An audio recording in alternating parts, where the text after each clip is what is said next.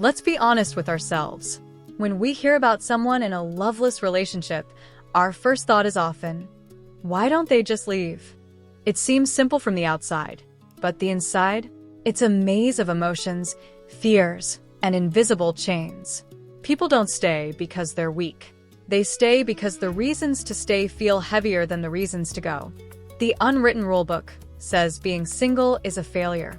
Family gatherings, holidays, weddings, everywhere you look, coupledom is celebrated.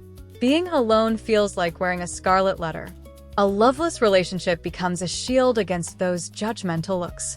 Even if it's empty, at least it's accepted. Then there's fear of change. The devil you know versus the devil you don't. Change is a dark ocean, maybe full of monsters, maybe treasure. But diving in is terrifying. A loveless relationship is a small raft. It's not going anywhere good, but at least it's not sinking. Next, comfort in familiarity. The worn-in groove on your side of the bed. The routine of who buys the milk. The shared silence that's not awkward, just empty. It's an old sweatshirt. Stretched, faded, but familiar. Shedding it means facing the cold. Then there's entwined identities. After years of being half of a we, the thought of being just me feels like an identity crisis. You've become a singular unit in the eyes of friends and family.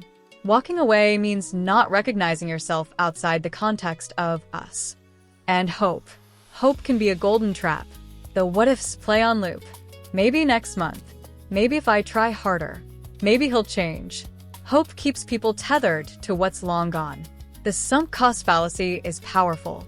You've invested years, emotion, energy, memories. Leaving feels like abandoning a movie 10 minutes before the end, even though the movie stopped making sense an hour ago. You think, I've already stayed this long. I can't waste all that time. Then there's fear of regret. What if leaving is the biggest mistake? What if this is as good as it gets?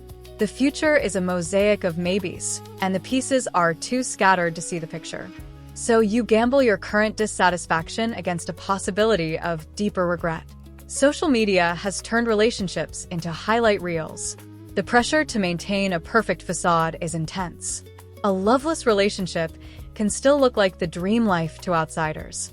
Removing the mask feels impossible when everyone's watching. Finally, there's intimacy inertia.